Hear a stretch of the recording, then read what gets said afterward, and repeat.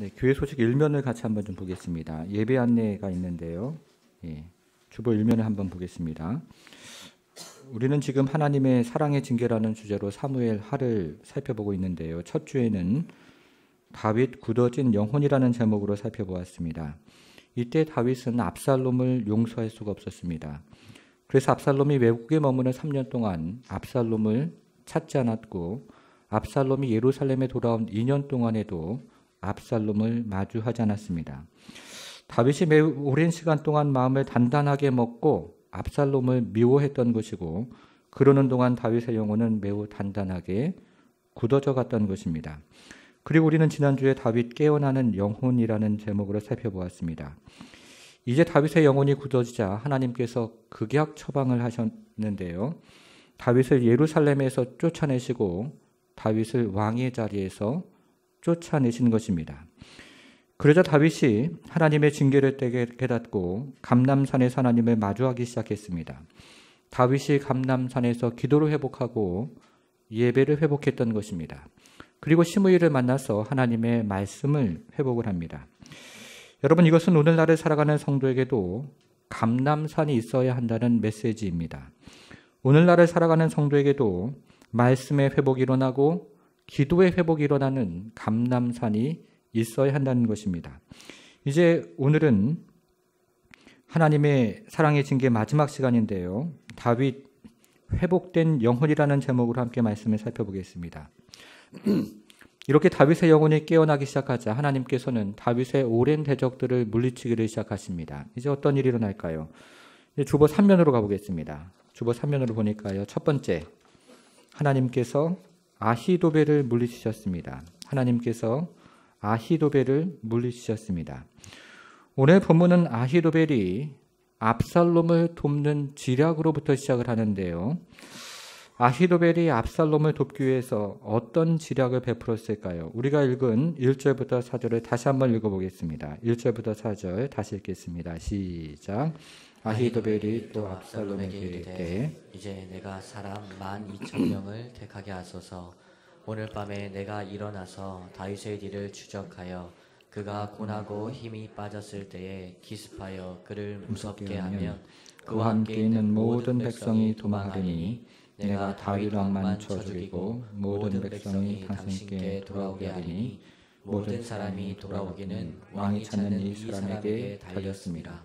그리하면 모든 백성이 평안하리다 하니 압살롬과 이스라엘 장로들이 다 그 말을 옳게 여기더라. 아히도벨의 지략은 소규모의 군대를 동원해서 매우 신속하게 다윗과 그리고 다윗의 군대를 공격하는 것이었습니다. 그리고 이때의 목표는 다윗의 군대가 아니라 다윗만을 쳐서 죽이는 것이었습니다. 왜냐하면 지금 다윗은 부녀자들과 어린 아이들과 함께 이동을 하고 있는 중이기 때문에 소규모의 군대를 동원해서 신속하게 다윗만을 쳐서 죽이면 다른 모든 백성들은 압살롬에게 돌아올 것이기 때문이었습니다. 이 같은 아히도벨의 지략은 매우 적절한 지략이었고, 그래서 압살롬과 이스라엘 장로들은 이 지략에 대해서 모두 찬성을 합니다. 이때 압살롬이 후세라는 지략가의 이야기도 들어보기로 합니다. 여러분, 후세가 누구일까요? 후세는 다윗이 예루살렘을 탈출할 때 다윗을 따라 나섰던 다윗의 오랜 친구이자 병법에 능한 모사였습니다. 그러나 다윗이 후위를 도모하기 위해서 후세를 위장 전향을 시켜서 예루살렘의 스파이로 남겨두었던 것입니다. 이 당시 예루살렘에는 5명 정도의 스파이가 남아 있었는데 그 중에 한 사람이 바로 후세라는 지략가였습니다. 그러면 후세는 압살롬에게 어떤 지략을 베풀었을까요? 이번에는요, 11절부터 13절을 읽어보겠습니다. 11절부터 13절 같이 읽겠습니다. 시작.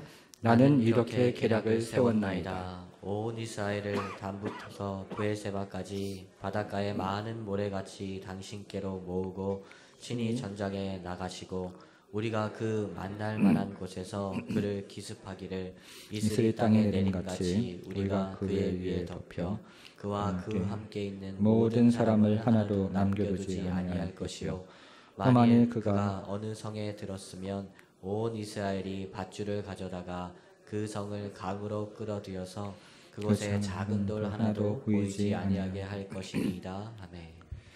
후세의 지략이 시작되는 5절부터 10절을 읽어보면 후세는 다윗을 신속하게 잡으려는 아히도벨의 지략이 실패할 것이라고 주장을 합니다.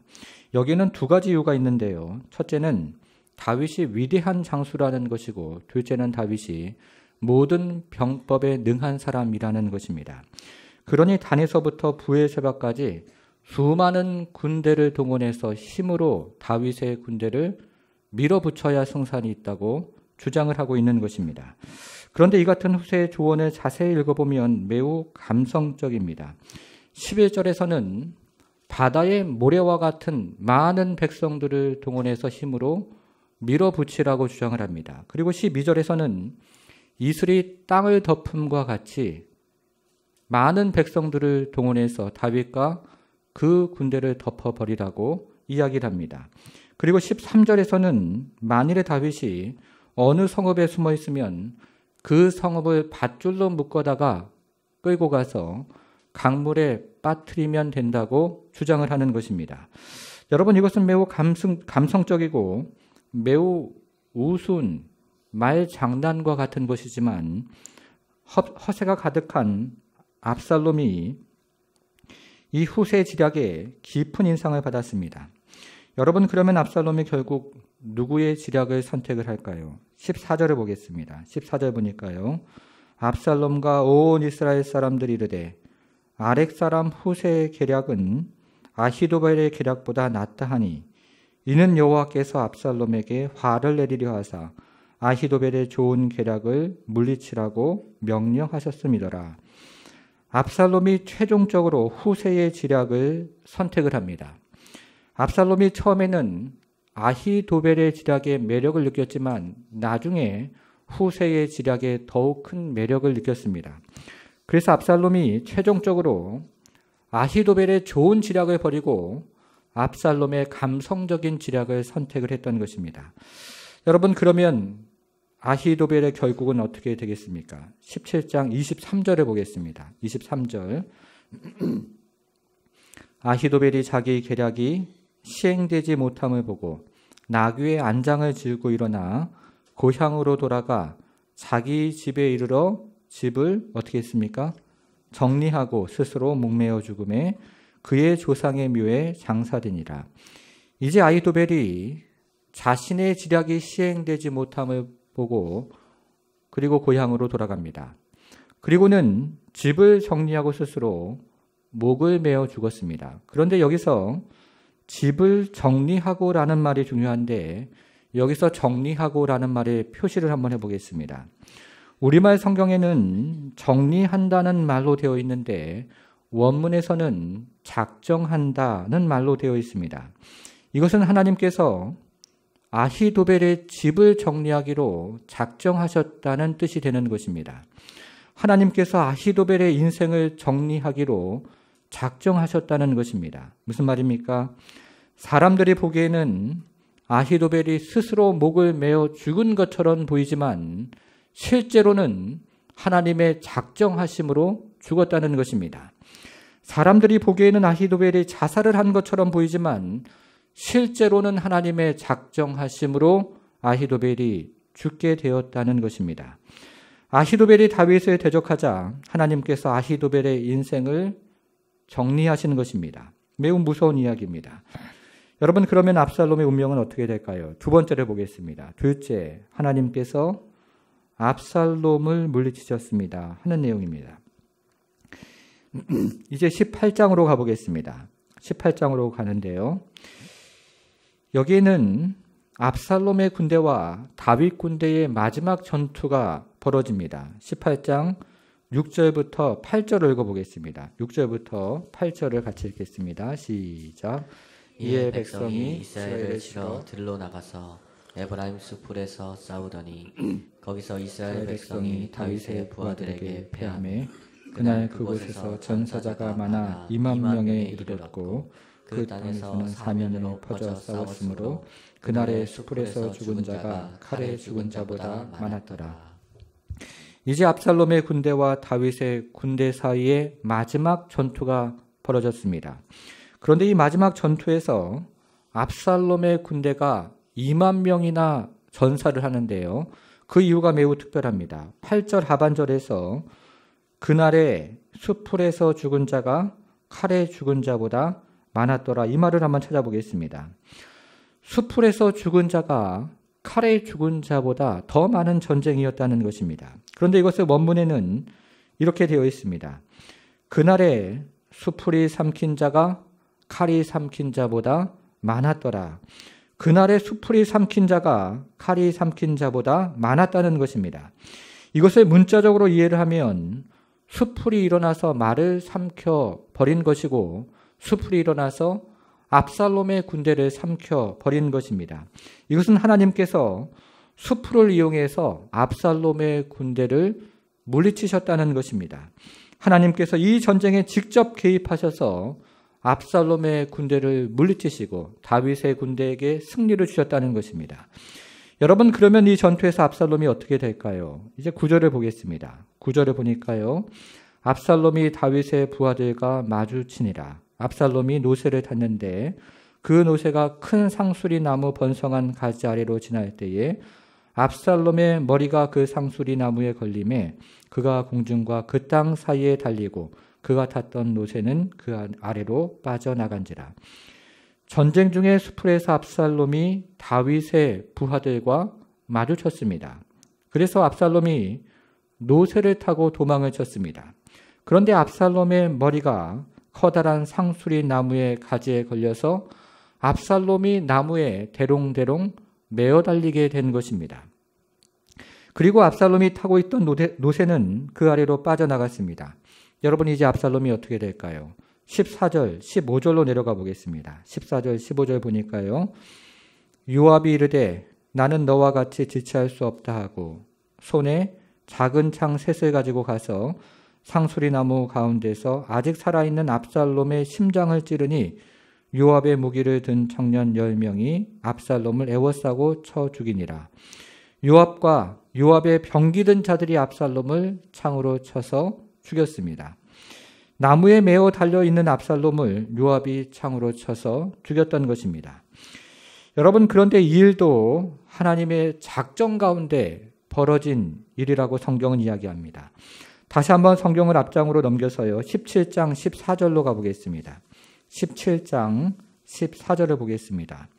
압살롬과 온 이스라엘 사람들이 이르되 아렉 사람 후세의 계략은 아히도벨의 계략보다 낫다 하니 이는 여호와께서 압살롬에게 화를 내리려 하사 아히도벨의 좋은 계략을 물리치라고 명령하셨음이더라. 이렇게 이야기합니다. 여기서 중간에 나오는 여호와께서 압살롬에게 화를, 여기까지를 찾아보고요. 마지막에 나오는 명령하셨음이더라, 이 말을 찾아보겠습니다. 이것을 이어서 읽어보면 여호와께서 압살롬에게 화를 무엇입니까? 명령하셨음이더라, 이렇게 됩니다. 여호와께서 압살롬에게 화를 명령하신 것입니다. 그런데 여기서는 명령하셨음이더라, 이 말이 중요한데요. 명령하셨음이더라, 이 말에 표시를 해보겠습니다. 우리말 성경에는 명령하셨음이더라 이런 말로 되어 있는데 원문에서는 작정하셨음이더라 이렇게 되어 있습니다. 이것은 하나님께서 압살롬의 인생에 화를 내리시기로 작정을 하셨다는 것입니다. 하나님께서 압살롬의 인생을 정리하시기로 작정을 하셨다는 것입니다. 무슨 말입니까? 사람들이 보기에는 압살롬이 전쟁 중에 전사를 한 것처럼 보이지만 실제로는 하나님의 작정하심으로 죽었다는 거예요.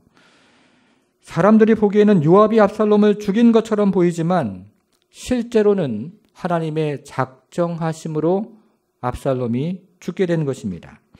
압살롬이 다윗을 대적하자 하나님께서 압살롬의 인생을 정리하신 것입니다. 매우 두려운 이야기입니다.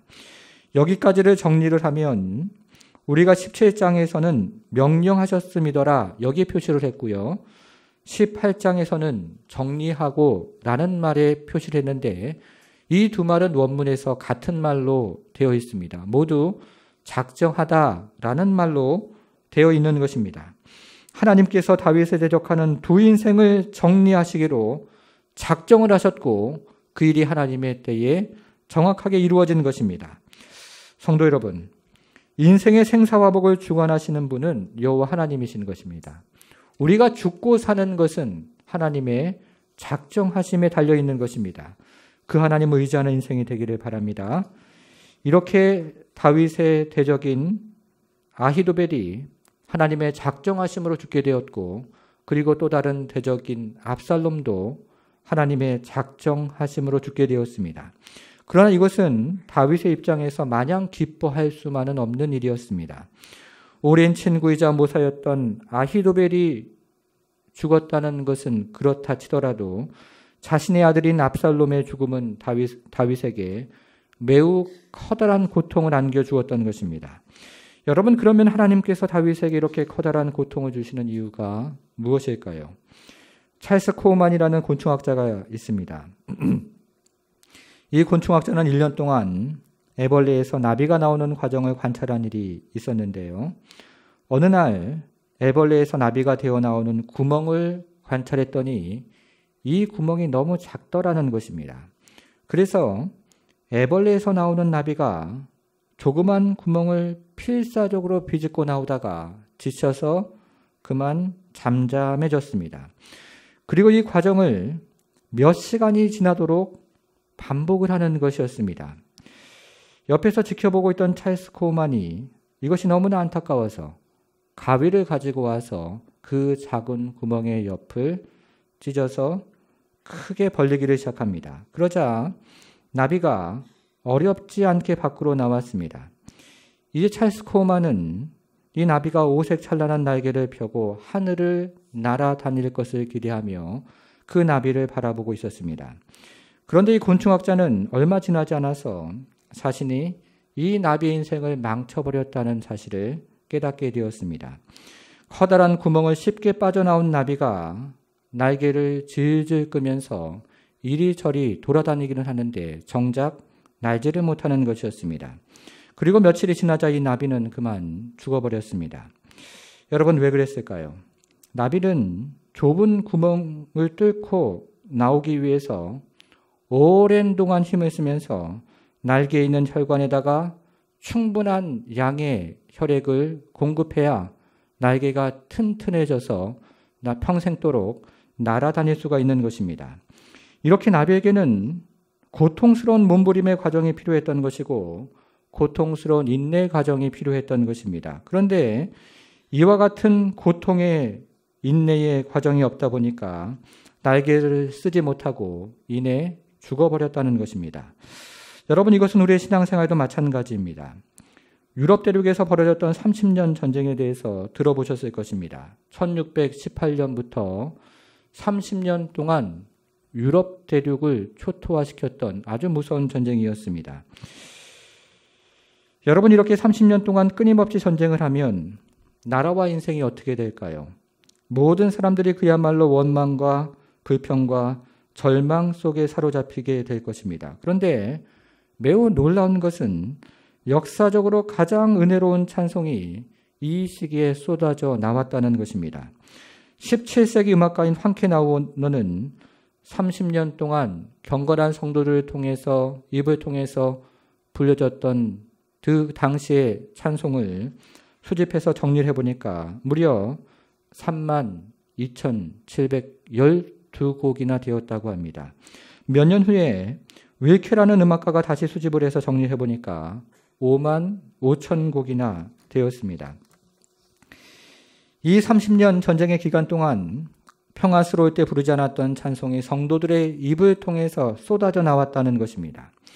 이것은 다윗의 인생도 마찬가지였습니다. 다윗은 그의 생애 동안에 세 가지 끔찍한 죄악을 저질렀습니다. 첫째는 밧세바를 범한 것입니다. 둘째는 우리아를 죽인 것입니다. 그리고 셋째는 오랜 동안 압살롬을 대면하지 않은 것입니다. 그런데 이 세 가지 죄악 중에서 다윗의 영혼을 가장 단단하게 만들었던 것은 세 번째 죄악이었습니다. 이 세 가지 죄악 중에서 다윗의 영혼을 가장 단단하게 만들었던 것은 간음이나 살인이 아니라 오랜 동안 압살롬을 대면하지 않은 죄였습니다.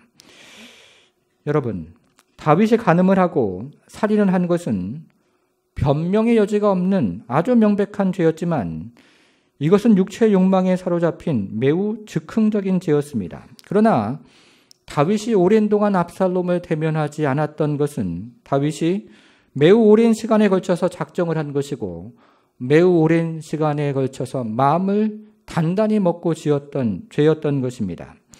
당시 예루살렘은 매우 작은 성읍이었기 때문에 다윗이 2년 동안 압살롬을 마주하지 않았다는 것은 다윗이 매우 오랜 시간에 걸쳐서 마음을 단단하게 먹지 않으면 결코 벌어질 수가 없는 일이었습니다. 그러는 동안 다윗의 영혼은 매우 단단한 돌처럼 굳어져 갔던 것입니다. 여러분, 이때 다윗이 압살롬을 어떻게 불렀습니까? 성경을 앞으로 넘겨서요. 14장 21절을 다시 한번 살펴보겠습니다. 14장 21절을 다시 한번 보겠습니다.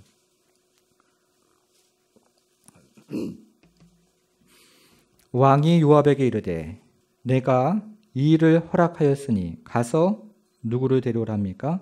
청년 압살롬을 데려오라 하니라. 다윗이 요압에게 가서 아들을 데려오라 이렇게 이야기하지 않고 가서 청년 압살롬을 데려오라 이렇게 이야기를 합니다. 이것은 아버지와 아들 사이가 매우 냉랭했다는 것입니다. 아버지가 먼 산을 바라보면서 마치 남의 이야기를 하는 것처럼 사무적으로 저기 가서 한 청년을 데려오라 이렇게 이야기를 하는 것입니다. 아버지와 아들 사이의 냉랭함이 느껴집니다. 이것은 요압이 압살롬을 데려왔을 때에도 마찬가지였습니다. 14장 33절을 보겠습니다. 14장 33절을 보니까요. 요압이 왕께 나아가서 그에게 아뢰매 왕이 압살롬을 부르니 그가 왕께 나아가 그 앞에서 얼굴을 땅에 대어 그에게 절하매 왕이 압살롬과 입을 맞추니라. 여러분, 만일에 다윗이 탕자의 아버지처럼 압살롬을 진심으로 반겨주었다면 이 이야기가 어떻게 되었을까요? 만일에 다윗이 탕자의 아버지처럼 압살롬을 진심으로 맞아주고 잔치를 베풀어 주었다면 이 이야기가 어떻게 끝이 났겠습니까? 그러나 다윗은 여전히 시선을 멀리한 채로 형식적인 입맞춤만을 할 뿐이고 압살롬 역시 시선을 멀리한 채로 형식적인 절을 할 뿐입니다. 다윗은 왕으로서 최소한의 예를 갖춘 것뿐이고 압살롬은 신하로서 최소한의 예를 갖춘 것뿐이었습니다. 그러면서 다윗의 영혼은 돌처럼 단단하게 굳어져 갔던 것입니다. 성도 여러분, 사람을 오랜 동안 대면하지 않고 피해 다니는 것이 이렇게 무서운 것입니다. 사람을 오랜 동안 미워하는 것이 이렇게 무서운 것입니다. 영원히 단단하게 죽어가는 것입니다. 성도 여러분, 우리 중에는 마음에 미움이 있는 사람이 한 사람도 없기를 바랍니다. 혹이라도 마음에 미움이 있다면 먼저 다가가서 손을 내미는 성도가 되기를 바라는 것입니다. 그런데 압살롬에 대한 이 같은 다윗의 감정은 오늘 본문에서까지 이어집니다. 오늘 본문으로 돌아와서 18장 5절을 보겠습니다. 18장 5절로 가보겠습니다. 왕이 요압과 아비새와 이때에게 명령하여 이르되 나를 위하여 젊은 압살롬을 너그러이 대우하라 하니 왕이 압살롬을 위하여 모든 군 지휘관들에게 명령할 때에 백성들이 다 들으니라. 이제 마지막 전투를 앞두고 다윗이 군 지휘관들에게 압살롬을 너그러이 대우해 달라라고 부탁을 합니다. 여러분, 그러면 여기서 다윗이 압살롬을 어떻게 불렀습니까? 젊은 압살롬이라고 부릅니다. 이것을 다른 성경에서는 소년 압살롬 이렇게 되어 있고 또 다른 성경에서는 청년 압살롬이라고 되어 있습니다. 마지막 전투를 앞두고 다윗의 마음이 압살롬을 향하고 있었던 것은 분명한 사실이지만 다윗의 마음이 여전히 압살롬을 아들로 받아들이지를 못하고 있는 것입니다. 여러분, 그러면 다윗의 이 같은 단단한 영혼이 언제 허물어질까요? 이제 다윗이 압살롬이 죽었다는 소식을 접했습니다. 18장 33절로 가보겠습니다. 33절. 오늘 본문에서 가장 중요한 구절입니다. 왕의 마음이 심히 아파 문 위층으로 올라가서 오니라. 그가 올라갈 때에 말하기를 내 무엇이라고 얘기합니까? 아들 압살롬아, 내 아들 압살롬아, 차라리 내가 너를 대신하여 죽었다면 압살롬 내 아들아 하였더라.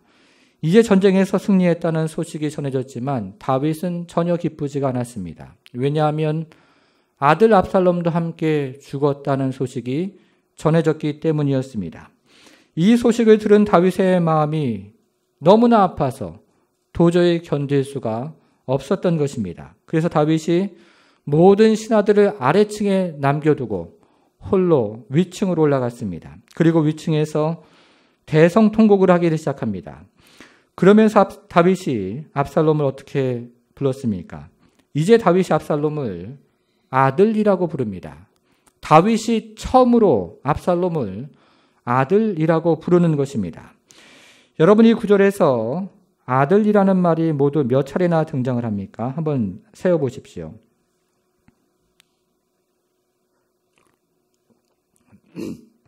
모두 몇 차례나 등장을 합니까?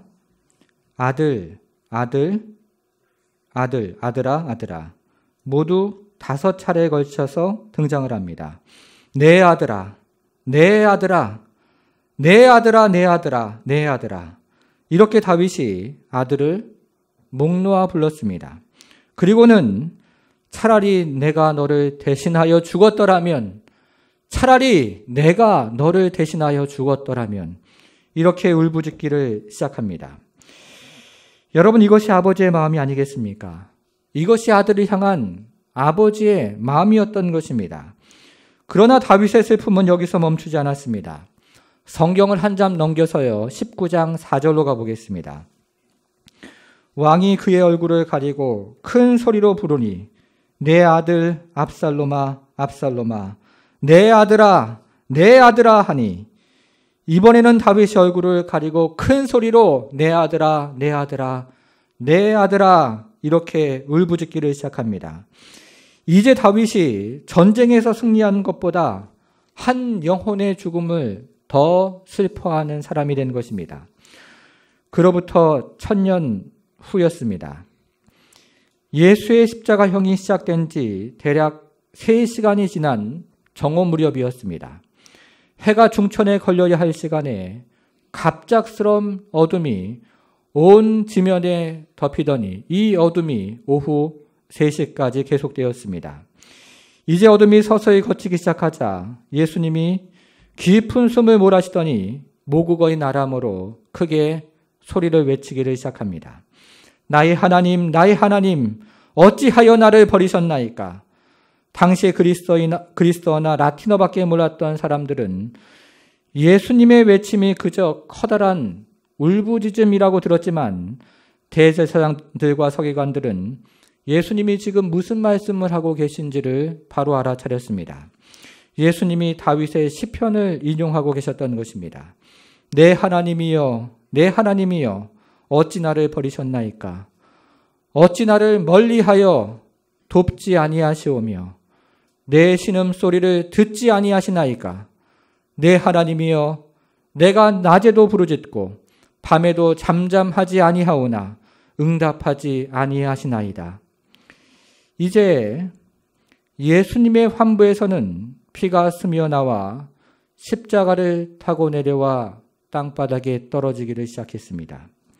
그리고 어느덧 그 땅은 피로 붉게 물들어가기를 시작합니다. 여러분, 이때 하나님은 어디에 계셨습니까? 이때 하나님께서는 무엇을 하고 계셨을까요?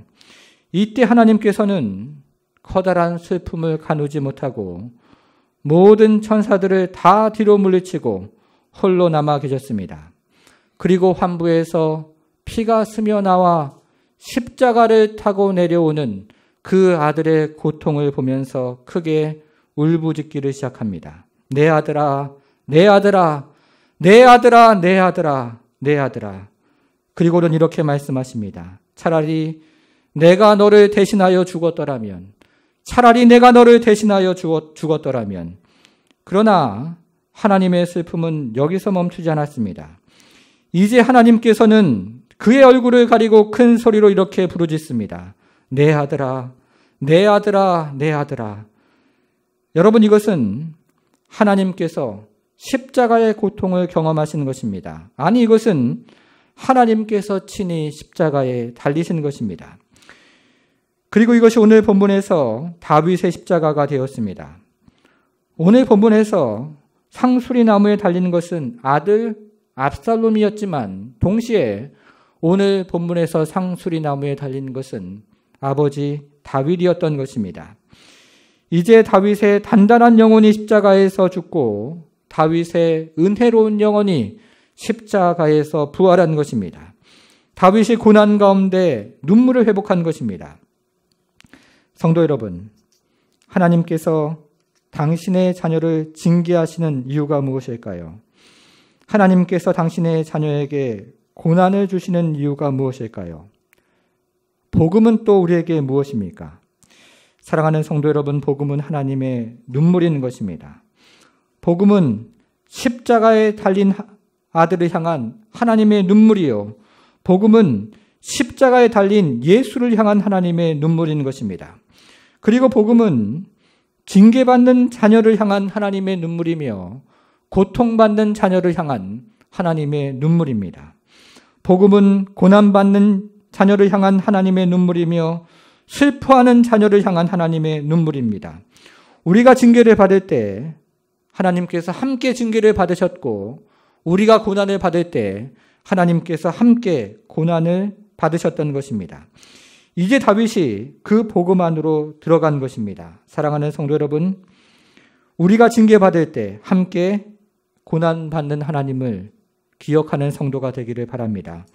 우리가 고난받을 때 그 고통 가운데 함께 들어와서 함께 고난받는 하나님의 슬픔을 기억하는 성도가 되기를 바랍니다. 그래서 복음을 향한 눈물과 하나님을 향한 눈물이 마르지 않는 복음의 성도가 되기를 주님의 이름으로 축복합니다.